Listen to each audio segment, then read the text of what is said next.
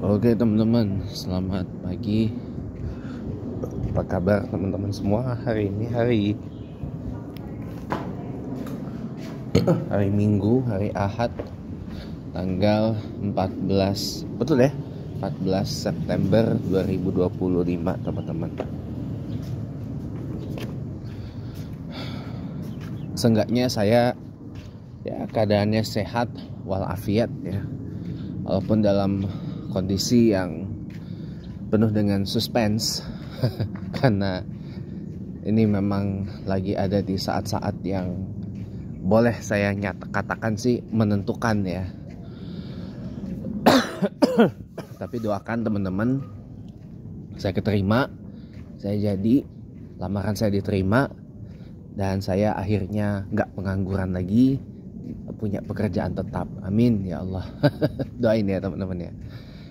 Minggu ini teman-teman ya, di Sunday bersama saya James Cohen Smith Windsor ini, seperti biasa kita bakal membincangkan atau membicarakan sesuatu yang menarik perhatian kita semua, khususnya saya pribadi, selama sepekan terakhir.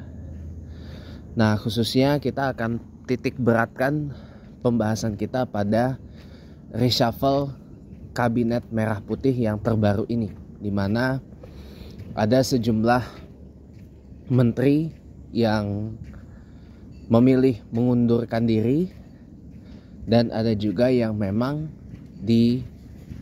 diberhentikan gitu oleh Bapak Presiden Republik Indonesia, Bapak Prabowo Subianto ya.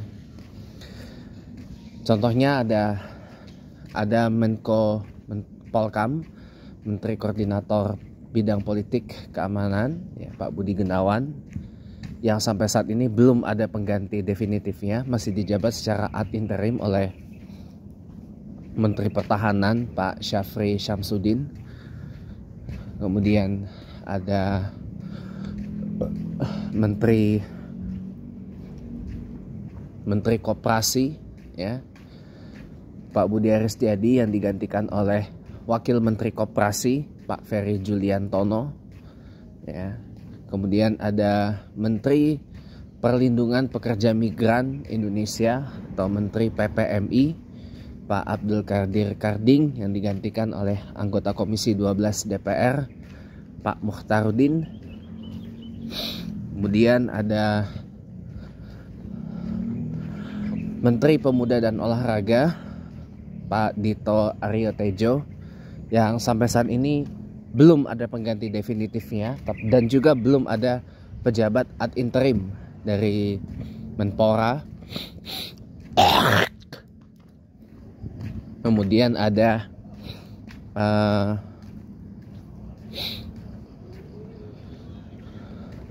ada 5 menteri. Satu lagi ada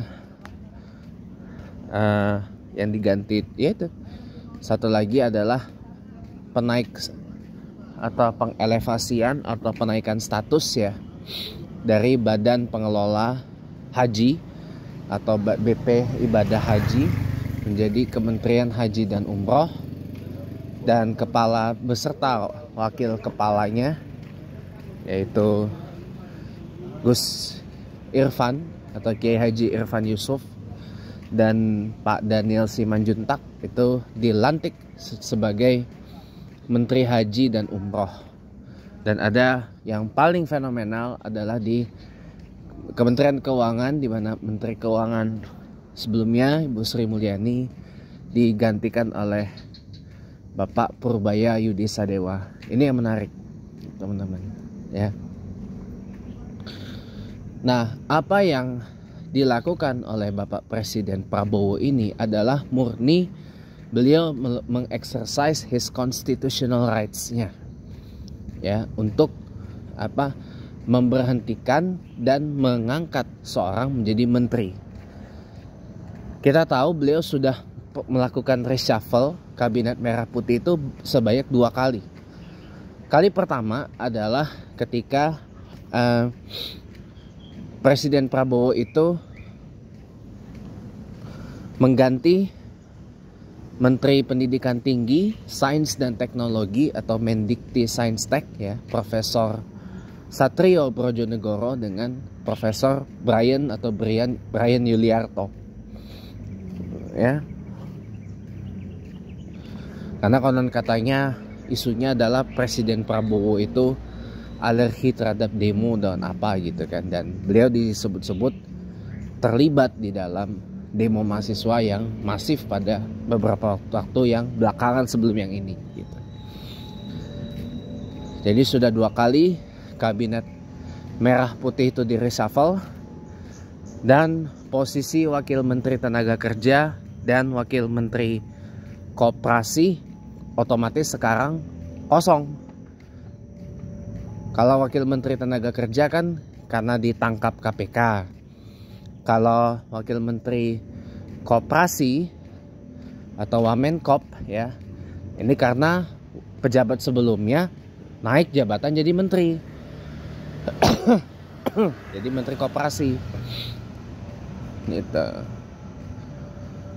Jadi memang ya, jadi Bapak Presiden Prabowo ini sedang menjalankan hak konstitusinya gitu loh, dengan melakukan perombakan tim di administrasi merah putih yang beliau pimpin itu. Nah masalahnya ada orang yang suka dan ada orang yang nggak suka. Wajar. Orang masih belum bisa move on dari Bu Sri Mulyani. Banyak. Apalagi kalau udah singgung masalah awards dan penghargaan yang beliau terima.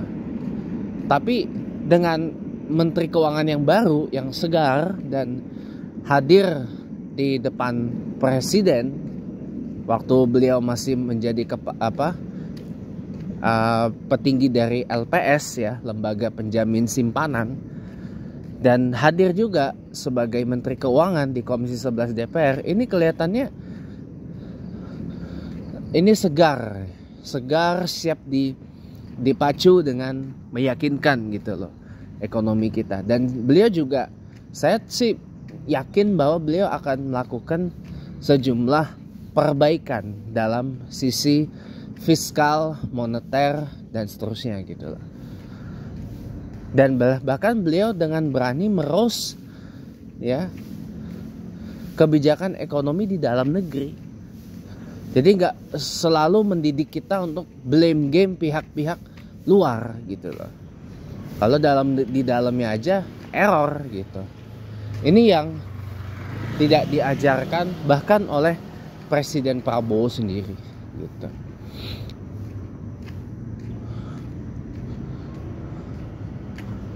Malah sibuk blame game. Oh, demo kemarin itu ditunggangi pihak asing dan seterusnya gitu kan. Padahal enggak. Dan kita kan jadi tahu siapa sebenarnya dalang di balik peristiwa ini semua. Nah, ada satu lagi yang membuat saya tuh ketawa sebenarnya. Teman saya, Yanes Frans ya, komentarin reshuffle yang ini karena temennya kena Budi Aristiadi. Marah itu doang. Oh, marah-marah dia, ngamuk-ngamuk dia. Oh, marah-marah dia, ngamuk-ngamuk dia. Ngamuk-ngamuk dia. Saya udah lihat itu videonya, walaupun di Facebook gak utuh lah. Ya. Ngamuk-ngamuk dia, sampai nanya, Prabowo, apa salah Jokowi sama kamu? Kamu kok jadi presiden itu kan karena tangan-tangan relawan Jokowi dan seterusnya. Dan saya bilang, ini orang sakit deh. Aduh, orang kadang-kadang ya. Bahkan sampai nyinggung 4 kali ikut pilpres. Ya, kamu menang gara-gara kamu didukung Jokowi. Bahkan mohon maaf lahir batin ya, Presiden Prabowo sendiri yang bilang kita bisa menang karena didukung oleh presiden yang ke-7. Hidup Jokowi gitu kan. Ya. Tapi ya udahlah ya. Ya memang rezekinya beliau lah untuk terpilih sebagai presiden ya. Memang itulah. Ya namanya juga kita nggak bisa tahu garis tangan orang, garis tangan beliau tuh seperti apa. Ya memang udah ditakdir emang udah jodohnya beliau, rezekinya beliau untuk yang presiden ke-8 ini adalah beliau, ya sudah gitu loh. Kalau nanti Pak Ganjar jadi presiden ke-9 juga nggak apa-apa. Memang itu garis tangannya. Pak Ganjar atau Pak Pramono Anung ya, Gubernur DKI Jakarta sekarang, jadi presiden nggak apa-apa, memang itu rezekinya kok. Iya, jadi maaf kata ya. kalau kalau saya boleh bilang ya, ya itu adalah hal yang biasa lah dalam sebuah manajemen. Dalam sebuah administrasi itu pergantian personel itu adalah hal yang biasa lah, biasa itu, nggak perlu harus dibawa baper atau gimana gitu. Ya cuma masalahnya ya para termul ini merasa kayak Prabowo itu, Presiden Prabowo ini ya kayak ya menyingkirkan orang-orangnya Jokowi itu supaya ya itu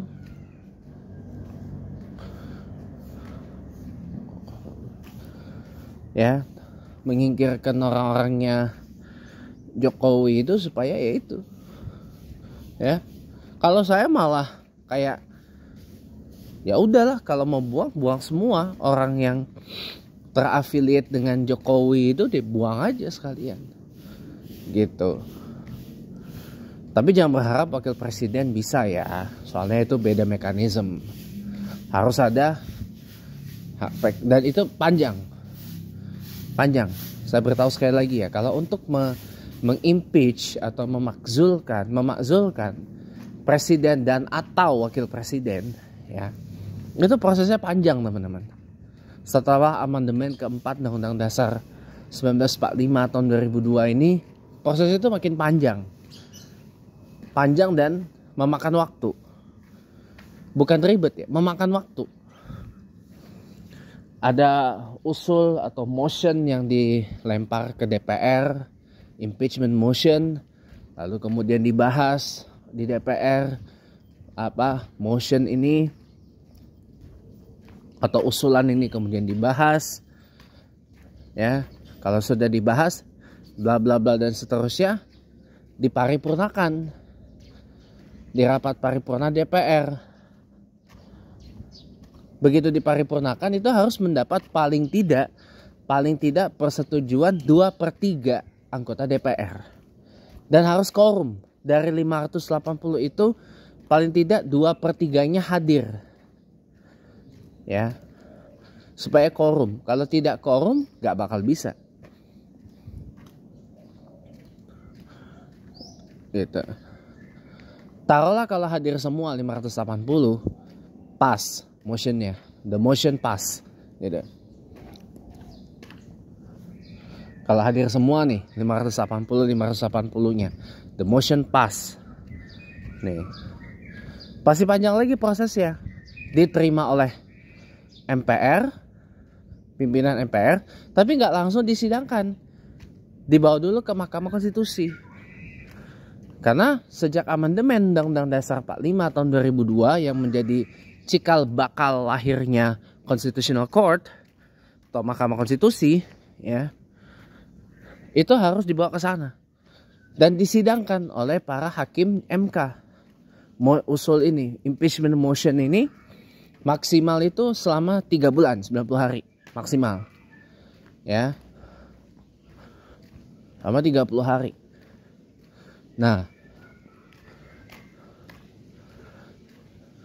Nah MK lah yang kemudian menentukan eligible or not ini motion ini diteruskan gitu.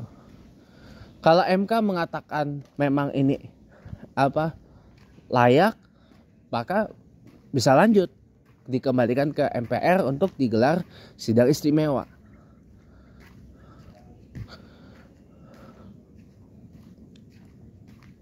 Dilakukan oleh sidang istimewa oleh MPR.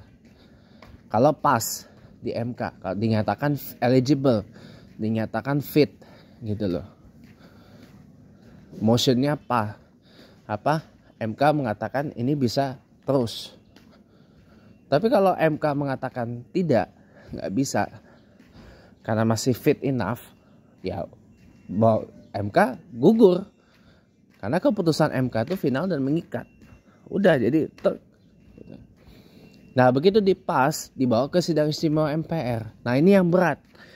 Sidang istimewa MPR itu mewajibkan paling tidak 3/4 persetujuan dari anggota MPR untuk bisa menyetujui impeachment atau pemakzulan dari presiden dan atau wakil presiden. Itu aja. Dan itu time consuming, memakan waktu. Time consuming, memakan waktu, dan banyak deal-deal politik yang harus disepakati agar bisa tercapai minimal 2/3 atau 3/4. Saya kurang paham yang mana. Kayaknya sih 3/4 ya. Setahu saya sih 3/4 anggota MPR itu untuk setuju bahwa presiden dan atau wakil presiden itu dinyatakan impeached atau berhenti. Jadi memang prosesnya memang panjang dan memakan waktu. Ya. Tapi ini memang semata-mata agar supaya tidak terlalu sering terjadi pergantian pemerintahan dan tidak juga mengakibatkan destabilisasi di pemerintahan gitu.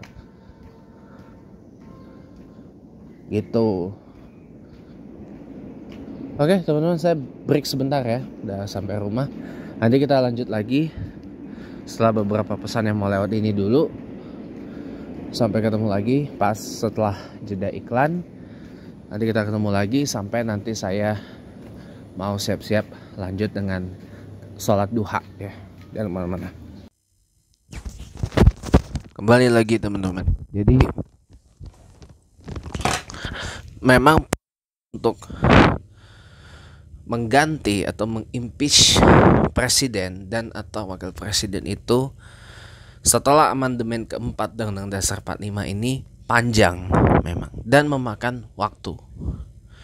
Dan juga banyak tadi saya sebut deal political deals atau deal politik, kesepakatan politik yang memang harus disepakati. Gitu. Makanya susah karena memang dibikin seperti itu agar supaya tidak terlalu sering berganti-ganti pemerintahan, tidak selalu sering berganti-ganti administrasi, tidak selalu sering gonta-ganti pemerintahan ya. Dan tidak juga terjadi destabilisasi di negara akibat power vacuum atau kekosongan kekuasaan atau kekosongan pemerintahan. Tidak sering namanya governance vacuum. Kekosongan pemerintahan, government vacuum. Atau government vacancy gitu. Itu biar tidak selalu sering terjadi. Jadi bikin seperti itu, ya.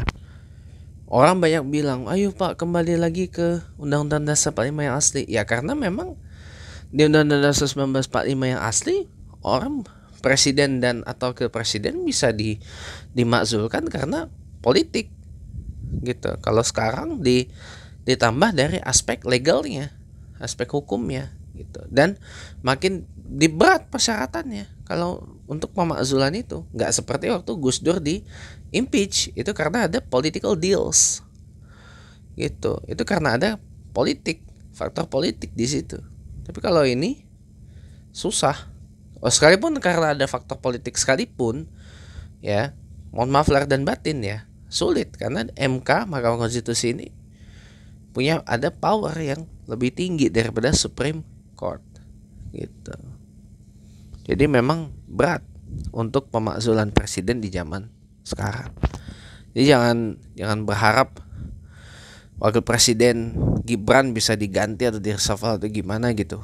Bukan gimana-gimana, saya bukan mendukung atau gimana, enggak, tapi memang kayak gitu prosedurnya. Jadi mau nggak mau ya kita harus sabar menunggu sampai seenggaknya 3 tahun lagi gitu, menuju 2029.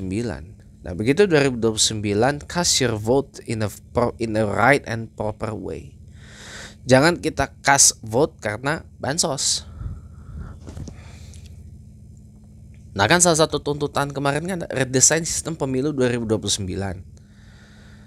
Ya, salah satu usulan saya selain dijalankan pemilihan legislatif dengan sistem proporsional tertutup atau closed list proportional representation, atau supaya anggota DPR bisa berkurang, itu ganti aja dengan sistem single transferable vote dengan sistem first past the post.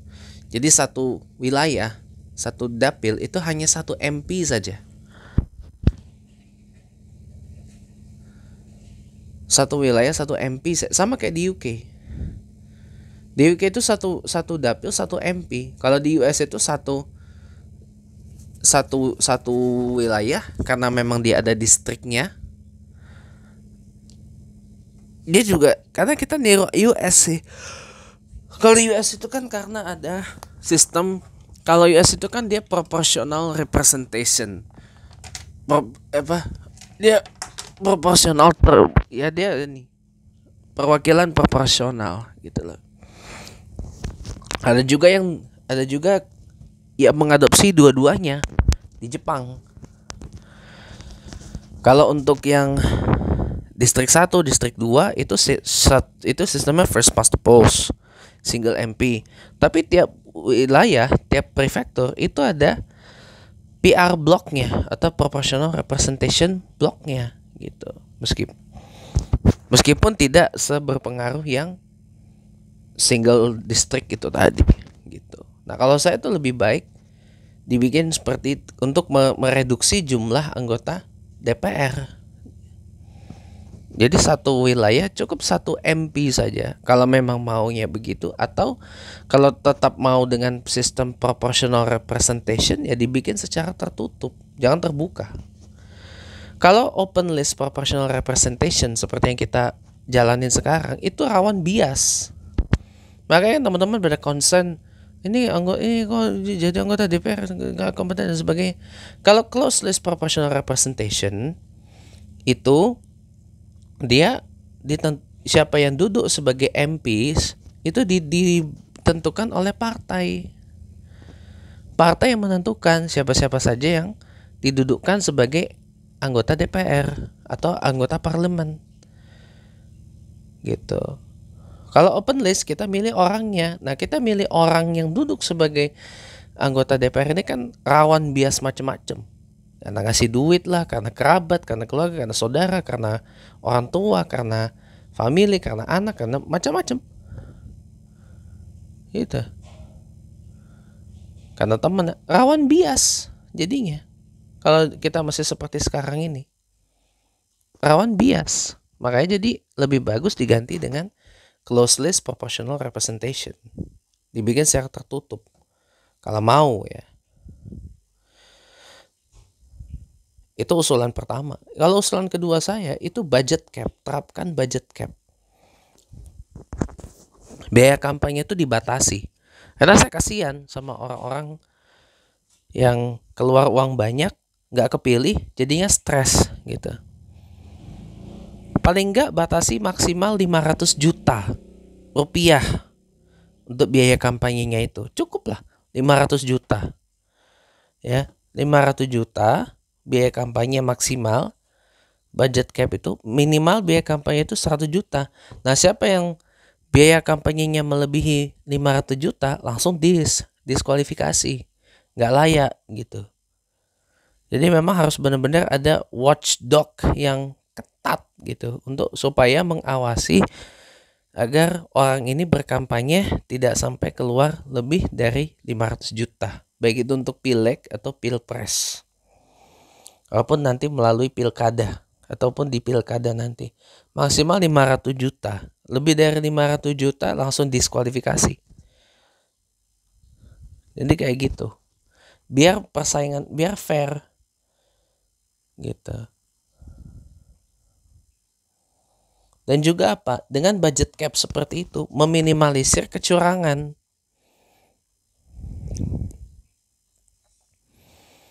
Meminimalisir adanya kecurangan yang berlaku gitu.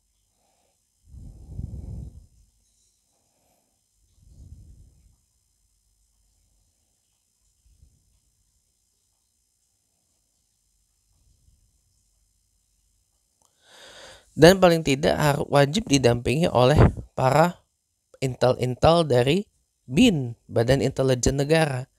Supaya nanti bisa ada koordinasi. Oh, ini si A, si B, si C ini dia melanggar biaya kampanye maksimal 500 juta gitu. Seperti itu. Jadi ketahuan bisa langsung diskualifikasi. Itu lebih bagus. Dan itu menolong supaya tidak lagi terjadi DPR yang sekarang ini gitu loh. Dan dibatasi maksimal cukup 2 periode. Kalau di Filipina kan 3 periode karena dia masa jabatannya kan pendek, 3 tahun. Untuk anggota DPR dan anggota Senat, ya senator Filipina itu kan 3 tahun ininya. Karena dia ada midterm di tengah-tengah masa kepresidenan. Karena masa kepresidenan Filipina itu kan 6 tahun. Nah, di tengah-tengahnya itu ada midterm. Gitu.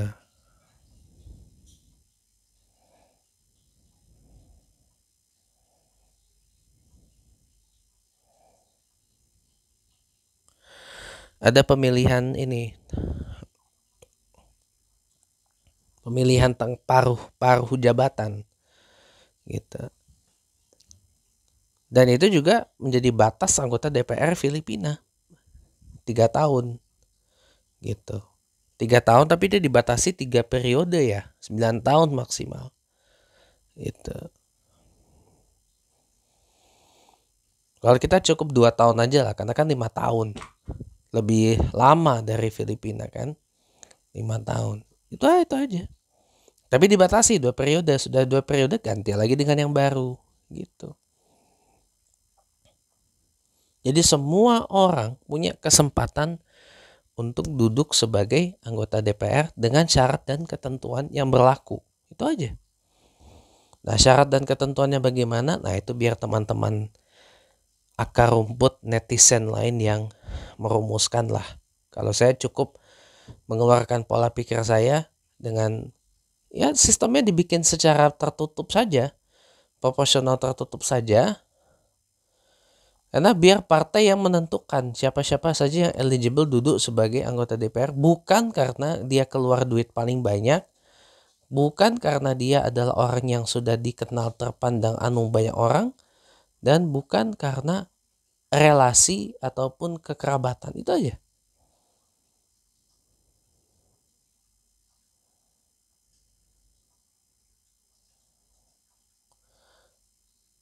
Nah, tapi warga punya hak juga. Tapi kalau close list proportional representation ya, aspirasi teman-teman yang menginginkan agar anggota DPR itu bisa di-recall itu jadi agak sulit ya. Karena harus ke partai. Karena partai yang menentukan. Memang harus begitu. Nah, partainya tergantung mau apa enggak gitu. Kalau kita seperti itu. Itu sih yang saya mau bilang. Sama gini ya, masalah ada yang mengusulkan kabinet itu dirampingkan. Saya setuju perampingan kabinet yang disampaikan oleh Pak Adi Prayitno beberapa waktu yang lalu. Jadi menurut saya kabinet merah putih yang sekarang ada 49 menteri ini terlalu besar menurut saya. Terlalu kebanyakan. Karena Pak Presiden Prabowo ini banyak melakukan pemecahan-pemecahan dari yang tadinya tuh digabung.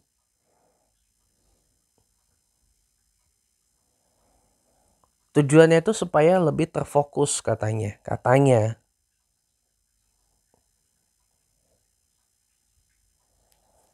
Jadi tidak menangani multiple issues. Contoh kayak Kementerian Pendidikan, Kebudayaan dipecah 3, ya kan? Kementerian Pendidikan Dasar Menengah yang tadinya cuma Dirjen. Terus Kementerian Pendidikan Tinggi, Sains Teknologi, tadinya Dirjen. Kementerian Kebudayaan, tadinya Dirjen Kebudayaan. Terus kemudian Menteri Kemenkumham dipecah 3, ada koordinasinya sendiri. Kementerian Koordinator Hukum dan HAM, Imigrasi dan Pemasyarakatan. Di bawahnya lagi ada Kementerian Hukum, Kementerian HAM, Kementerian Imigrasi dan Pemasyarakatan. Ya kalau untuk Kementerian Imigrasi sih perlu ya. Perlu memang.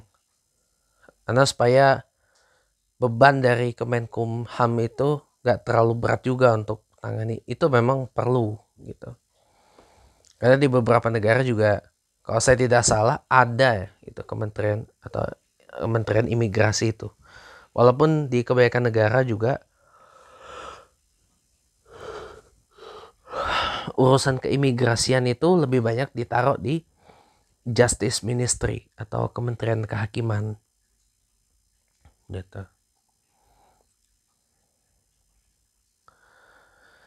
Nah, kemudian ada lagi dipecah lagi. Kementerian Koperasi UMKM dipecah 2, koperasi aja, UMKM aja.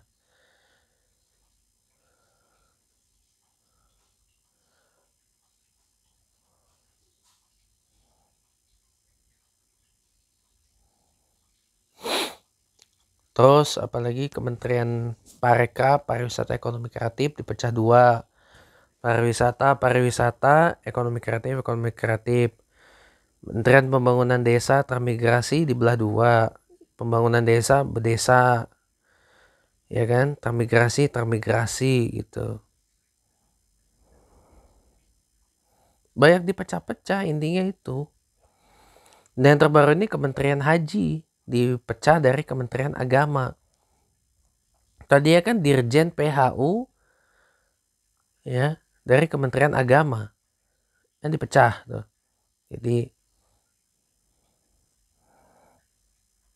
sekarang jadi punya kementerian sendiri gitu.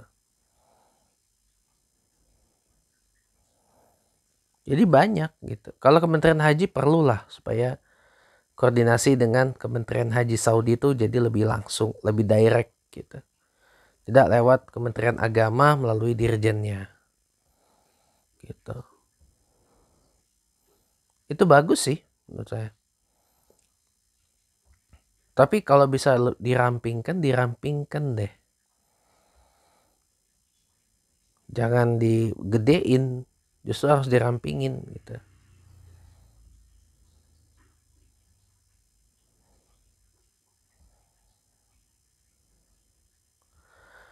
Jadi seperti itu teman-teman. Ya, mudah-mudahan dengan adanya reshuffle kabinet merah putih yang kedua ini bisa membawa efektivitas yang lebih baik lah dalam pemerintahan merah putih Presiden Prabowo Subianto. Dan kita doakan mudah-mudahan asta-citanya Presiden Prabowo itu bisa terwujud semuanya.